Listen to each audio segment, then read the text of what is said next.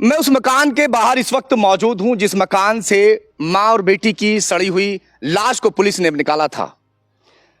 4 से 5 दिन लगातार इसी के अंदर मां और बेटी पड़े रहते हैं और किसी को कानो कान भनक तक नहीं लगती। जब आसपास में रहने वाले लोगों को यहां पर दुर्गंध आनी शुरू होती है और एक बाइक जो लगातार 3 से 4 दिन तक यहां पर खड़ी हुई थी, उसकी कोई सुध लेने वाला नहीं था। उसके बाद जो पड़ोसी हैं उन्हें शक होता है क्योंकि दुर्गंध जो है वो दूर तक लगातार फैलती चली जा रही थी। पुलिस को सूचना दी जाती है, पुलिस मौके पर पहुंचती है और मौके पर पहुंचने के बाद में जब इसका ताला यहां से तोड़ा जाता है और पुलिस अंदर एंटर करती है तो पुलिस के भी पैरों तले जमीन निकल जाती है क्योंकि एक कमरे में मां की लाश पड़ी हुई थी जो बेहद सड़ी हुई लाश थी और दूसरे कमरे में फर्श पर बेटी की लाश पड़ी हुई थी। दोनों के ही हाथ और पैर को बांधा हुआ था। ये वही मकान है जिसमें दोनों माँ बेटी अकेली रहा करती थी और वो बेटी नई नवेली दुल्हन भी थी क्योंकि 25 दिन पहले उसकी शादी की गई थी। वो अपने मायके में आई हुई थी और यहाँ पर आने के बाद में अपनी माँ के साथ रह रही थी। मैं सबसे पहले उस इलाके को आपको दिखा देता हूँ क्योंकि यहाँ पर ये अभी नई कॉलोनी यहाँ पर बन रही है। मैं इस वक्त थाना धौलाना क्षेत्र के गांव खिचरा में मौजूद हूं जो जिला हापुड़ में लगता है। नए नए मकान यहां पर बन रहे हैं। आसपास अभी लोग बेहद कम रहते हैं क्योंकि रिहाइश जो है वो अभी पूरी तरह से हो नहीं पाई। लोगों ने मकानों को बना बनाकर छोड़ दिया मगर जो माँ बेटी हैं वो यहाँ पर रह रही थी। बताया जाता है कि ये हापुड़ क्षेत्र के गाँव हृदयपुर की रहने वाली थी मगर वो यहाँ कुछ समय से पहले यहाँ किराए पर आकर रही थी और उसके बाद में यह मकान उन्होंने बना लिया था। यह बताया जाता है कि हसनपुर क्षेत्र के गांव का रहने वाला समीर जिससे खुशबू की शादी हुई थी, उस मृतक महिला का नाम खुशबू है जिसकी हत्या करने के बाद में यहां पे उसके पति ने उसको छोड़ दिया था। खुशबू की शादी समीर से 25 दिन पहले हुई थी। समीर मसूरी में अपने परिवार के साथ रह रहा था जो गाजियाबाद में लगता है। नई नवेली दुल्हन के बारे में समीर को यह पता चला कि जो मेरी दुल्हन है उसका कहीं एक्स्ट्रा अफेयर चल रहा है। उसे यह भी मालूम नहीं था कि वो पहले से 2 शादियां कर चुकी थी। वो एक दिन बेहद खुश था, अपने दोस्तों के साथ पार्टी सपेट कर रहा था। जो दोस्त हैं वो पार्टी मांगते हैं कि भाई तुम्हारी नई नई शादी हुई है, हमें पार्टी दो। वो पार्टी देता है और पार्टी के दौरान जो उसके दोस्त हैं उससे कहते हैं कि भाई अपनी दुल्हन का फोटो तो दिखाओ, सुना है कि तुम्हारी दुल्हन बेहद खूबसूरत है। उसके बाद में वो अपनी दुल्हन का फोटो बड़ा इतराते हुए दिखाता है कि ये मेरी दुल्हन है। वाकई जो खुशबू उसकी दुल्हन थी वो बेहद खूबसूरत थी मगर जो दोस्त जैसे ही उसका फोटो देखते हैं, फोटो देखने के बाद में सभी आपस में फुसफुसाने लगते हैं, कुछ बातें करने लगते हैं। वो पहले तो ध्यान नहीं देता मगर जब ध्यान देता है और कहता है कि आखिर तुम लोग आपस में क्या बातें कर रहे हो जो मुझे नहीं बता रहे, आपस में अकेले अकेले जाके बात कर रहे हो।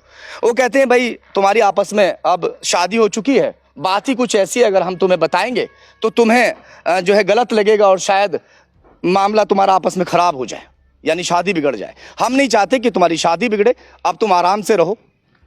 वो कहता है भी बताना पड़ेगा जो बात है। अब जो उसके दोस्त हैं जो उसे बताते हैं उसके पैरों तले जमीन निकल जाती है क्योंकि उसकी नई नवेली दुल्हन जिस पर वो काफी इतरा रहा था, काफी खुश था, वो कहते हैं कि पहले तो इसकी 2 शादियां हो चुकी है और उसके बाद में फिर जो बताया कि ये कॉल गर्ल है, ये फोन पर कहीं भी सर्विस देने के लिए पहुंच जाती है, इसको हमने खुद बुलाया है। एक दोस्त उसमें वो मौजूद था जिसने उसके साथ कुछ समय बिताया था मगर फिर भी उसके बावजूद वो उस पर यकीन नहीं करता। वो कहता है कि मैं यकीन नहीं करता, तुम लोग झूठ बोल रहे हो। वो अपनी पत्नी से आके पूछता है, अपनी जो सास है उसी से आके बात करता है कि तुम्हारे बारे में ऐसी बातें सामने आ रही हैं। वो ये बात तो बता देती हैं कि हाँ हमारी 2 बार शादी हो चुकी है। जो खुशबू है वो बता देती है मगर वो इस बारे में नहीं बताती कि वो कॉल गर्ल का काम भी करती है।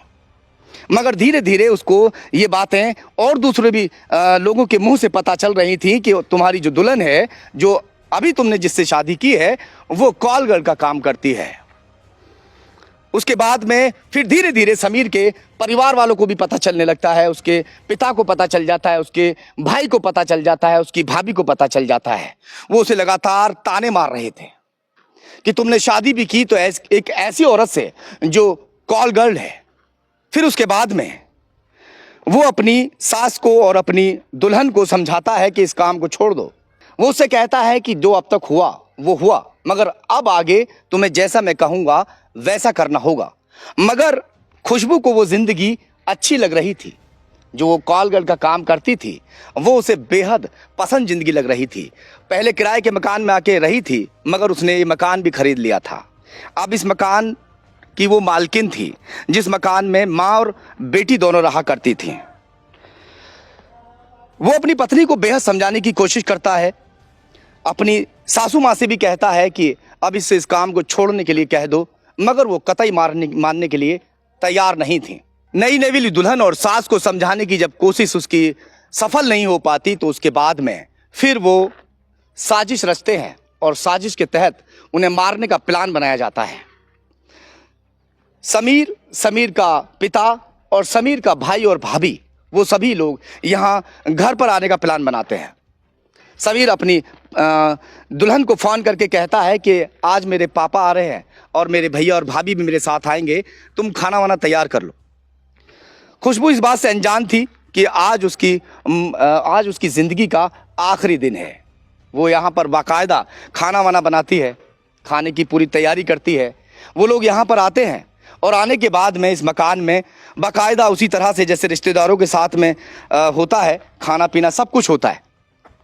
खाना पीना होने के बाद फिर उन्हें गला दबाकर मौत के घाट उतार दिया जाता है। माँ और बेटी को मारने के बाद उनके हाथ और पैर को भी बांधकर यहीं पर छोड़ दिया जाता है। जिस वक्त उनकी लाश मिली थी तो लाश काफी फूल चुकी थी, सड़ चुकी थी। अब पुलिस के लिए टेढ़ी खीर था इस केस को खोलना, क्योंकि आसपास में ना तो कोई रहने वाला है, ना ही कोई यहाँ पर सीसीटीवी है जिससे ये जल्दी खुलासा हो पाता कि कौन आया और कौन गया, क्योंकि 3 से 4 दिन के बाद का मामला था। अब पुलिस जो है असमंजस में थी कि आखिर हत्या किसने की। मगर यहाँ पर जिस वक्त वो हत्या करने के बाद निकलते हैं उस दौरान यहाँ ताला तो लगा देते हैं, बाइक की चाबी कहीं खो जाती है जिस बाइक पर वो सवार होकर आए थे। उस बाइक की जो नंबर प्लेट है वो परत दर परत खोलती चली जाती है।